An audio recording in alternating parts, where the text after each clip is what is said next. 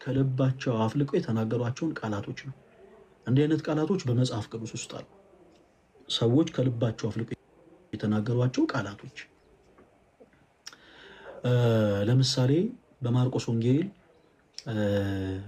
ምዕራፍ 3 ከቁጥር 22 ጀምሮ ስትመለከቱ ከኢየሩሳሌም የመጡ ጸሐፎች ጌታችን ኢየሱስ ክርስቶስን ቤልዙቤል አለበት፣ ደግሞ በአጋንንት አለቃ አጋንንትን ያወጣል ብለው እንደተናገሩ እንመለከታለን። አሁን እንዲህ አይነቱ ንግግሮች በመጽሐፍ ቅዱስ ላይ ይገኙ እንጂ ተወዳጆች ቃለ እግዚአብሔርም ቃለ ነቢያትም ተብሎ አይጠሩም፣ ወይም ደግሞ የሃይማኖት መመስረቻ ሆኖ አይቀርቡም። በመጽሐፍ ቅዱስ ላይ ግን በነገራችን ላይ የእግዚአብሔር ቃል እንደተነገረ ሁሉ ታሪክም አብሮ ያለበት መጽሐፍ ነው። በነገራችን ላይ መጽሐፍ ቅዱስ የታሪክ ክፍል አለው እና ታሪክም ጭምር የተቀመጠበት ስለሆነ ቃለ ሰብ የምንለው ቃላቶች በአጠቃላይ በመጽሐፍ ቅዱስ ውስጥ እናገኛቸዋለን። እና አንዳንዴ እንደውም ከቤተክርስቲያናችን ውጭ ያሉ ሰዎች ቃለ ሰብ የሚለውን ንግግር ቃለ ነቢያት የሚለውን ቃለ እግዚአብሔር የሚለውን ስለማያውቁ የቤተክርስቲያንን ትምህርት ለመተቸት ሲሞክሩ ተመልክታችሁ ይሆን? አንዳንድ የእናንተ አምላክ እግዚአብሔር የሚጸጸት አምላክ ነው ብለው የሚያውቁ ሰዎች አሉ። እናንተ ክርስቲያኖች የምታመልኩት አምላክ እኮ የሚጸጸት አምላክ ነው የሚሉ ሰዎች አሉ። ካለማወቅ እንደ አውቆ ለመድፈርም አይደለም። እውነት ለመናገር ማንም ሰው አውቆ እግዚአብሔር መዳፈር አይፈልግም።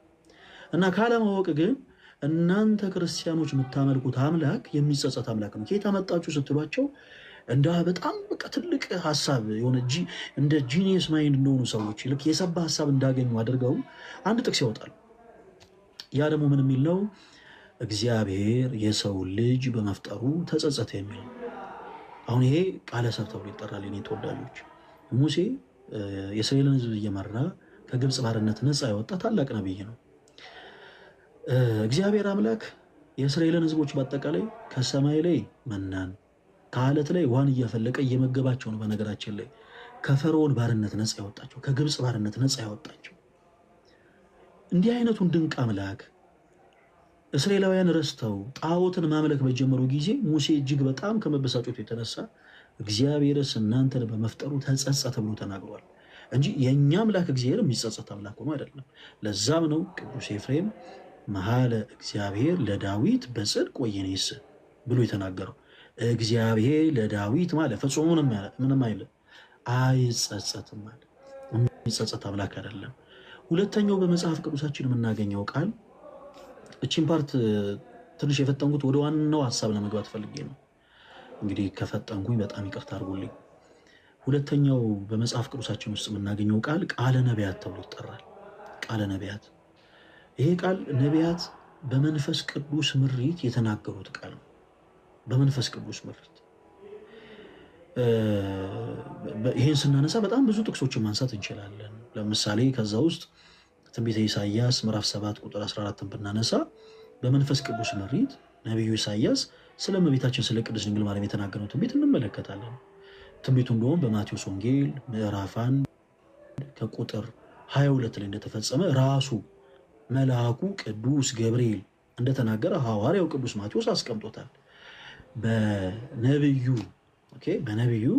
በነቢያት እነሆ ድንግል ጸንሳለች ወንድ ልጅንም ትወልዳለች ስሙንም አማኑኤል ብለው ይጠሩታል የተባለው ይፈጸም ዘንድ ይህ ሁሉ ሆነ ብሎ መልአኩ አብስሮታል። ይሄው ራሱ ትንቢት በትንቢተ ኢሳይያስ ምዕራፍ 7 ከቁጥር 14 ላይ እናገኘዋለን። እንዲህ አይነት ቃላቶች ቃለ ነቢያት ተብሎ ይጠራሉ። ቃለ እግዚአብሔር የምንለው ደግሞ አምላካችን እግዚአብሔር የተናገረውን ቃል ነው። በሐዋርያቱም ጭምር ያለውን ማለት ነው። በሐዋርያም ጭምር የተነገረውን ዛሬ እቺ ያነሳናት ቃል እጅግ በጣም መሰረታዊ ቃል ነች። ተወዳጆች በደንብ አድርጋችሁ ተከታተሉ። ይህንን ቃል የምናገኘው መጽሐፈ መሳፍንት ምዕራፍ 12 ቁጥር 6 ላይ ነው።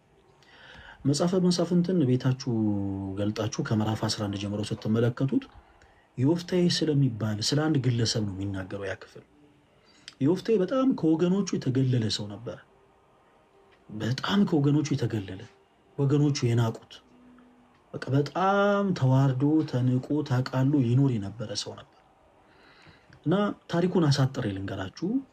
እናም እግዚአብሔር እርሱን ማስነሳት በፈለገ ጊዜ በእነዚህ ወገኖቹ ላይ የገለዓድ ህዝቦች በጦርነት ተነሱባቸው እና እነዚህ ሰዎች በጦር የተነሱባቸውን ህዝቦች ከመፍራታቸው የተነሳ እኛን የሚመራ በጦር ሜዳ ሄዶ ድል የሚነሳልን መሪ ያስፈልገናል።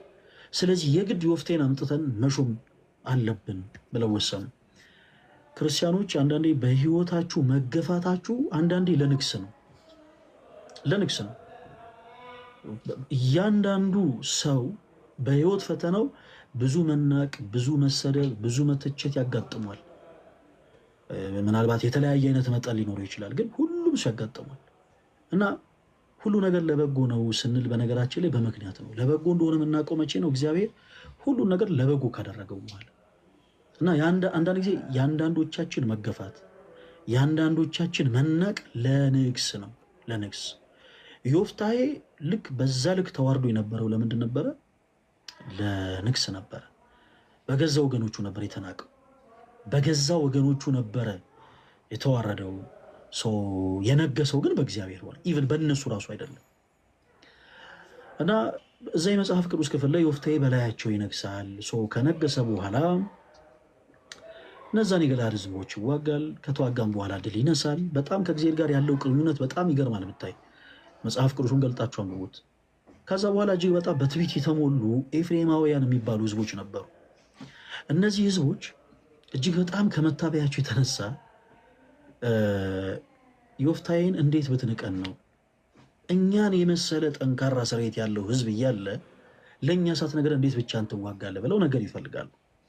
እና ዮፍታሔ መቼም የሚመካበት አምላክ አለውና እግዚአብሔርን ይዤ የእናንተ እርዳታ አያስፈልገኝም፣ ከሁሉ በላይ የሚረዳኝ ጥንት ያለ ዛሬም ያለ ወደፊትም የሚኖር አልፋና ኦሜጋ የሆነ አምላክ እግዚአብሔር አለኝ፣ ስለዚህ እናንተ አታስፈልጉኝም ባለ ጊዜ ኤፍሬማውያንም እስኪ እኛ ምን እነሳብሃለን፣ እስኪ ማን ከእጃችን እንደሚያስጥለን እናያለን ብለው በጠላትነት ተነሱበት።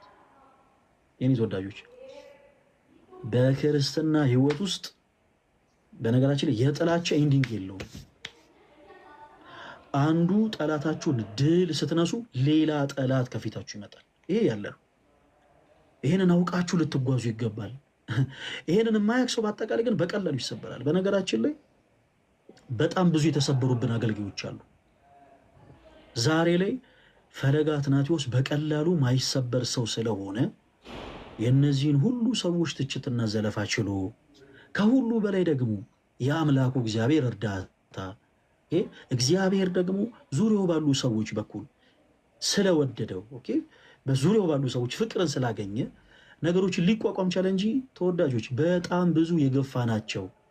በጣም ብዙ በዚህ ልክ ድምፃቸውን እንኳን ሳንሰማ ለማየት የጣላናቸው በጣም ብዙ ሰዎች አሉ። በዙሪያችሁ በቤተክርስቲያን አገልግሎት ሊሆን ይችላል፣ በሰንበት ቤት ተቋም ውስጥ ሊሆን ይችላል፣ በምትኖሩበት ቤት ውስጥ ሊሆን ይችላል፣ ባላችሁበት ግቢ ውስጥ ሊሆን ይችላል፣ በትምህርት ቦታችሁ ሊሆን ይችላል። እንዲሁ ላይናችሁ የጣላችኋቸው ሰዎች አሉ።